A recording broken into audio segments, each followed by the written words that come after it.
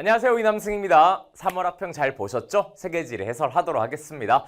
TCC를 통해서 3월 학평 분석 및 이후 학습법도 촬영했으니까 그것도 짧게 한번 봐주시고요. 3월 학평 쉽죠? 역시 3월이 3월 했습니다. 서울시 교육청 출제된 3월 학평은 이 수능보다는 많이 쉽기 때문에 이 3월 학평 점수를 가지고 만점 받았다고 해서 여러분들 절대 안심하시고 자만하시면 안 됩니다. 수능은 이것보다 훨씬 어렵게 출제가 됩니다. 자료 해석에서 조금 더 어려운 자료 해석이 나오거나 개념을 적용하는 데 있어서 조금 응용하는 개념 문제도 출제되기 때문에 조금 더 공부를 하셔야 합니다. 그래서 꾸준히 매모부 개념과 매모부 기출 강의를 통해서 수능 공부 계속해 주시고요. 이 내신 준비한 친구들은 요 정도 수준에서 내신 문제 출제가 되니까 요 문제 활용하셔가지고 개념 제대로 공부하고 있는지 확인하시면 될 것 같습니다.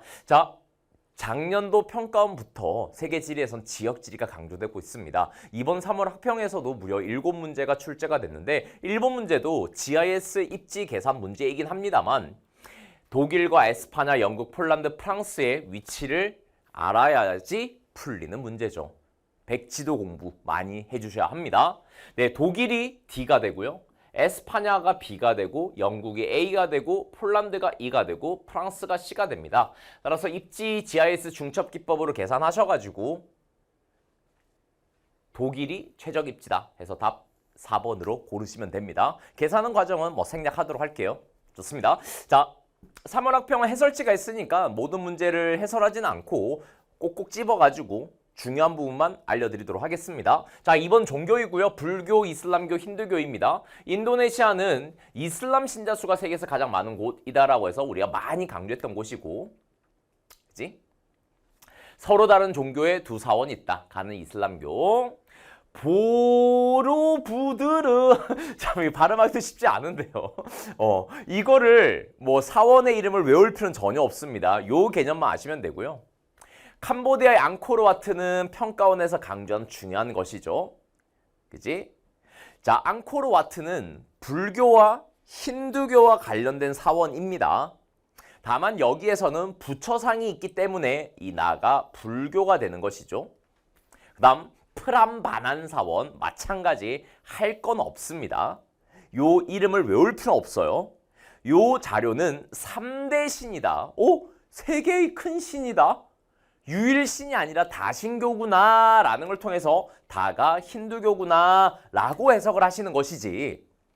다시 한번 인도네시아의 족자카르타 몰라도 돼요. 자바 문명 몰라도 됩니다.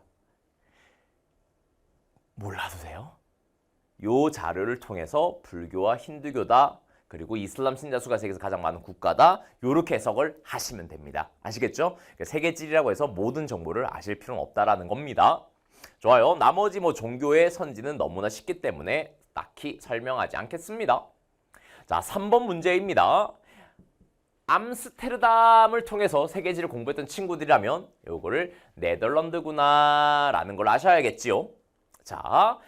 기억, 속성 정보 맞고요. 공간 정보 정확한 설명입니다. 동그라미. 지역화 전략으로 인하여 세계 문화의 획일화 현상이 완화되는 것이죠. 지역화, 세계화 반대되는 개념. 세계화가 너무 강조되다 보니까 지역의 고유 특성이 사라짐에 우려해서 지역의 특성을 강조하는 전략입니다. 따라서 세계 문화의 획일화 현상은 세계화의 단점이 되겠죠. 이게 확대되는 게 아니라 보완되겠다, 지역 문화가 강조되겠다, 이런 식으로 서술이 돼야 됩니다. 디귿, 리얼, I am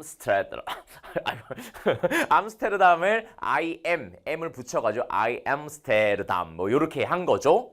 유사한 사례로 I love 뉴욕, 비베를린 등이 있다. 정확한 설명이 되겠죠. 답은 끝.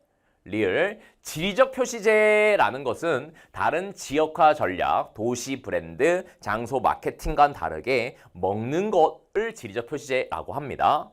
고다 홀란드, 치즈, 먹는 것이 지리적 표시제다라는 개념 알아두셔야 되고요. 이런 지리적 표시제는 자국 내에서만 법적 보호를 받을 수 있는 것이 아니라 전 세계적으로 보호를 받을 수 있다라는 거, 요 개념 기본적인 내용이죠. 여기까지도 꼭 알아두셔야 합니다. 내신에서 많이 나오는 유형의 문제가 되겠죠. 수능에서 나오고요.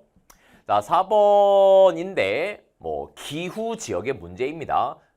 남부 유럽 여름에 건조해서 CS 기후, 오세아니아 호주니까 남반구, 넓은 목초지니까 남반구 CFB 뭐 이런 식으로 얘기할 수가 있겠지. 자, 그 다음 그래프 해석에서 우린 특이한 거 남반구니까 최나널이 1월인 B가 나가 되는 것이고 CS 기후 북반구가 되겠죠. 여름이 최나널 7월 북반구이고 건조하다. 네, A가 가가 됩니다. 이런 식으로 푸시면 돼요. 기후 문제가 작년 수능에서 어렵게 출제가 됐잖아요. 3월 학평이다 보니까 매우 쉽게 출제가 됩니다. 하지만 이런 기본적인 것들 풀 수는 있어야 합니다. 오케이. 그 다음 페이지. 자, 5번. 태양외기 저위도 지역의 문제인데 뭐 너무 쉽게 출제가 됐죠? 그래도 한번 살펴볼까요? 자, 지도에서 기후 지역을 우리는 개념 교재와 기출 교재의 강의를 통해서 거의 대부분을 살펴봤습니다. A는 적도 기준으로 북반구의 저위도 지역이니까 북반구 사바나 1월 건기, 적도에 가까운 B는 AF, C는 남아공의 끝 지점 남반구 CS, 남반구의 서머는 1월 건기. 이렇게 해석할 수가 있지요. A는 1월보다 7월에 적도 수렴대 영향을 받는다. 우기다. 옳은 설명이고요. B는 기온의 연교차가 일교차보다 작지요. 저위도 지역은 연교차가 워낙 작아서 그래. 5도 미만이라는 거 우리 열심히 공부했던 내용. X. C는 1월보다 7월에 강수량이 많다. 네, 1월이 건기니까 옳은 설명. 아주 귀엽게 이런 표시로 되어 있네요. 답은 4번. 매우 쉽게 태양핵에 관련된 문제가 출제가 됩니다. 하지만 여기에 멈추면 큰일 납니다. 이거보다 훨씬 어렵게 수능 출제되니까 태양핵의 공부 힘들겠지만 꼭 참고 이겨내셔야 해요. 자, 그 다음 6번 문제, 기후의 마지막 문제이고 요 문제가 조금 설명할 게 있습니다. 뭉크, 절규만 알고 있었는데 태양도 뭉크라는 작품이래요. 아실 필요는 없죠. U자곡, 빙식곡이다 라는 거 얘기할 수 있고요. 긴 겨울을 보내는 주민에게 블라블라 12월 말에 이 도시의 낮 길이가 6시간이래. 이 말은 12월이 낮 길이가 짧으니까 북반구 지역이네 라는 것.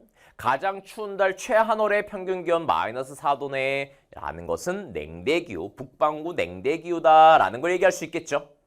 자, 그러면 그래프를 봤을 때 최나널과 연교차가 있습니다. 다 같이 우리 뭐부터 봐야 되죠? 연교차부터 봐야 됩니다. 작은 연교차가 저위도이잖아요. 따라서 작은 연교차가 나타나는 곳이 E가 됩니다. E는 5도 정도죠. E는 저위도 지역이니까 답이 될 수가 없지요. 그 다음 최나널 평균 기온이 0도에서 10도 사이인 것은 우리가 툰드라 기후니까 네, A도 탈락이지요. 자, B, C, D 부분입니다. 쉽지 않아요. 물론 연교차와 최나널이 나와 있으니까 최하늘 알고 있어서 계산을 해서 대략적으로 할 수 있습니다만 요거 계산하고 있으면 큰일 납니다. 그렇기 때문에 이 문제가 꽤 괜찮아요. 무슨 얘기냐? 기본적으로 우리는 연교차 공식을 아셔야 돼요. 연교차 공식이라는 것은 최나널 평균 기온 빼기 최하늘 평균 기온이라는 겁니다. 그래서 요 식을 통해서 그래프의 값을 통해 식을 넣어가지고 BCD를 계산하면 된다 안 된다? 안 된다라는 거야. 무슨 얘기냐? 최하늘이 마이너스 4도라는 것은 최나널이 뭔지 모르지만 빼기 마이너스 4도이다 보니까 이 지역은 최하늘이 마이너스인 지역은 최나널 더하기 4도가 되므로 연교차와 최나널에 비교를 했을 때 뭐가 더 크다? 연교차가 더 크게 된다라는 거야. 무슨 얘기냐? 최나널이 20도라고 한다면 연교차는 24가 되는 거야. 최하늘이 마이너스 4도니까. 따라서 이건 계산할 필요도 없이 B, C, D가 답이 된다라는 겁니다. 왜 D는요? 연교차가 최나널보다 크니까.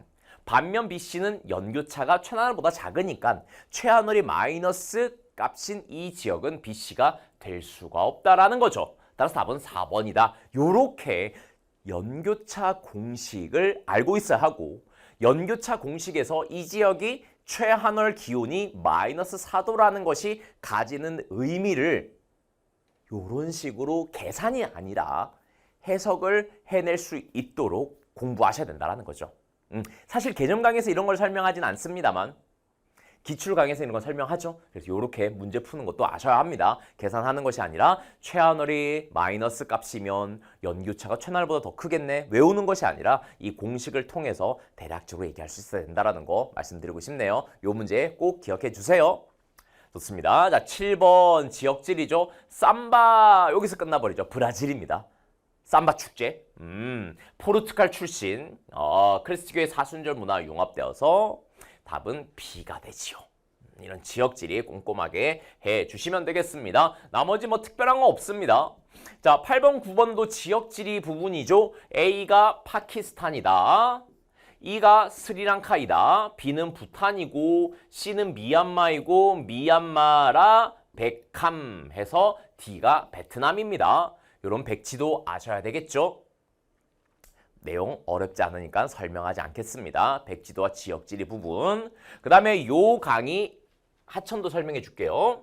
백지도 연습하자. 요게 인더스 강이고 요게 겐지스 강입니다. 겐지스 강의 삼각주. 그리고 바로 요 강이 중국 티베트 고원에서 시작되어서 인도 차이나 반도를 지나 흐르는 메콩강이 되고요. 메콩강 하구에도 삼각주가 발달되어 있고 벼농사를 많이 한다라는 개념 알아두셔야 합니다.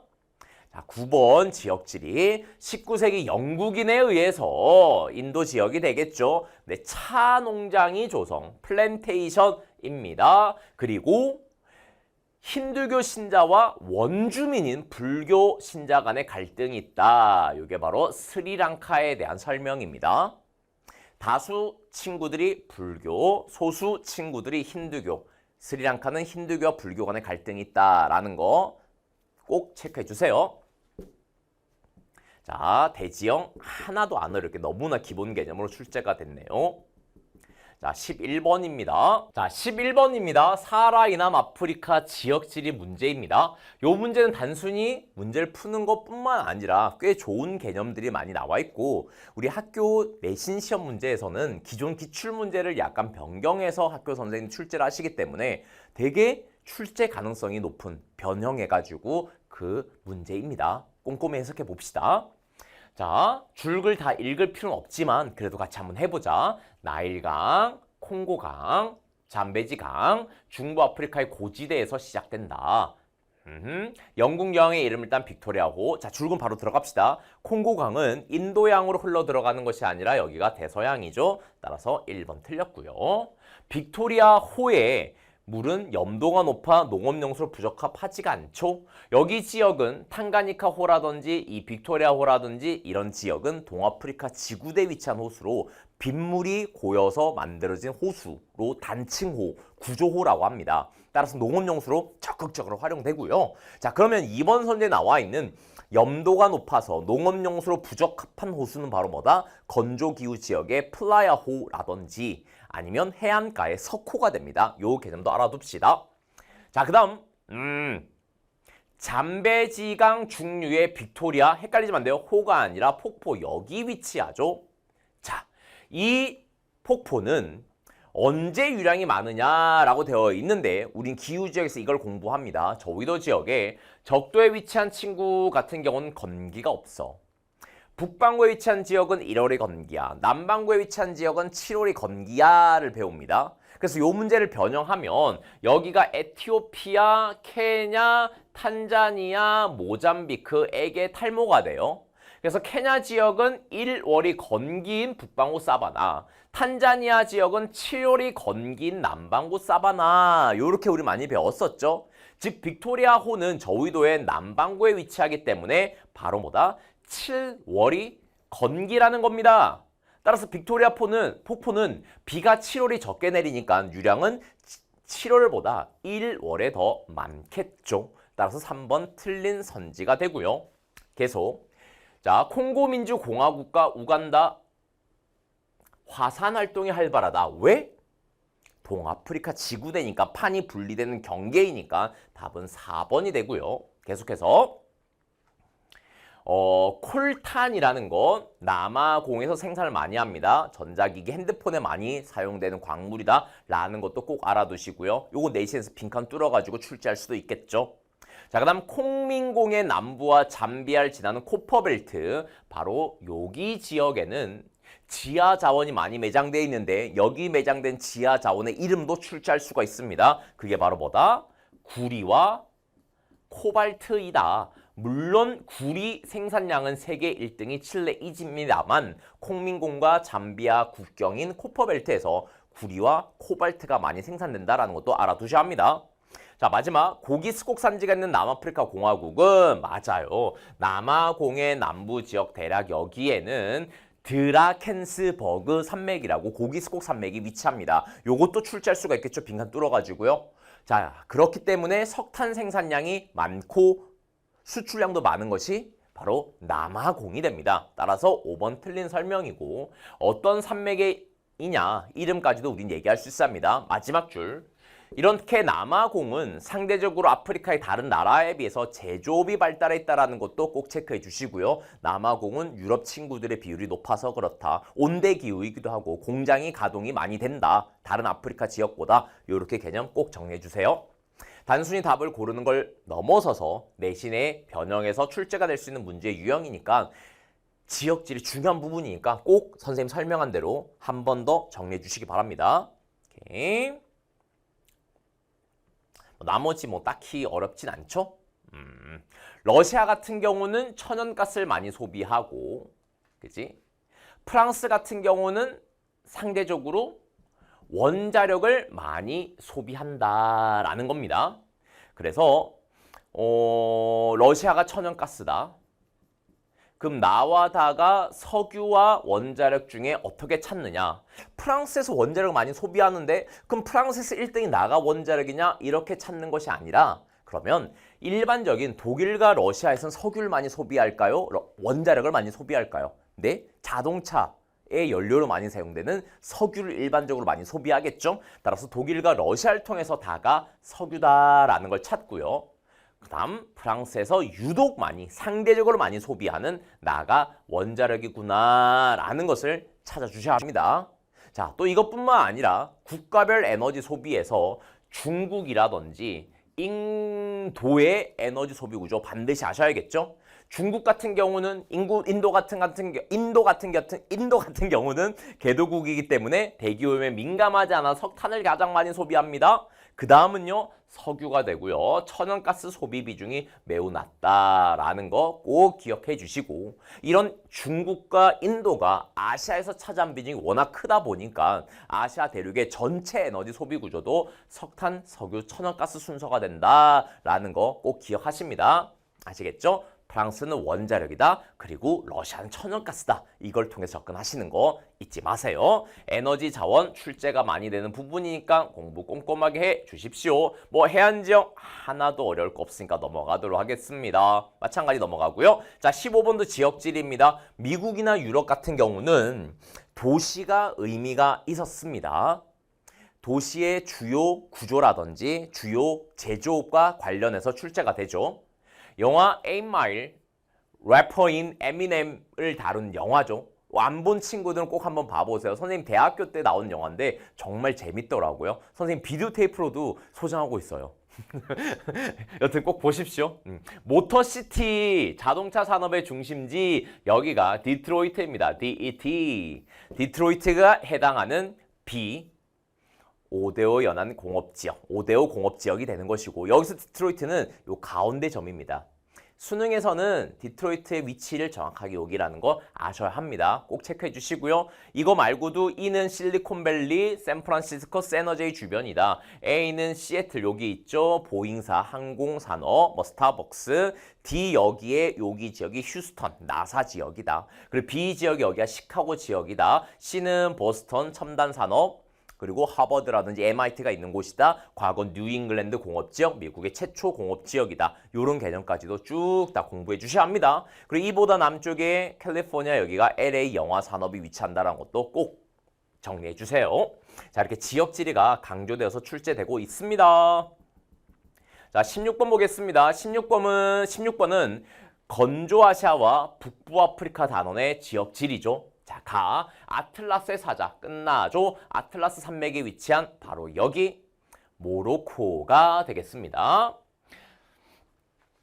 네, 특별한 거 없죠. 사상 최초로 겨울철인 11월 2월에 12월에 월드컵 개최, 바로 카타르인 B가 되고요. C는 이란이 됩니다. 매우 간단하지만 이런 지역 지리 개념도 꼭 정리해 주시고요. 뭐 17번 의미 없고요. 18번도 의미 없습니다. 뭐 이거 환경 안 틀리죠. 자, 20번 하고 마치도록 하겠습니다. 자, 20번 대륙의 도시 인구 변화, 라틴, 아시아, 유럽이다 라는 거 체크. 2020년 기준으로 세계 도시 인구 순위 30위 내 도시 중에 대륙에 위치한 25개 도시만 나타낸다.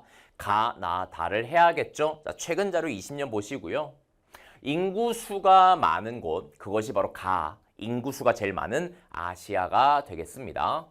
자, 그럼 이제 유럽과 라틴 아메리카예요. 나와 다를 해석하는 방법은 아무래도 유럽이 산업화가 먼저 되었어. 도시화가 먼저 되었어. 과거에 비해서 오늘날 도시인구 변화가 작은 것이 유럽이 되겠죠.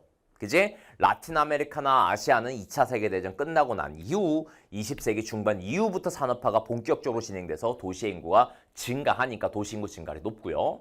따라서 과거에 인구가 많았고 오늘날 인구 변화가 딱히 별로 없는 지역이 바로 유럽일 것입니다. 그럼 이제 나와 다를 비교하는 거야. 나 삼각형 보자. 삼각형.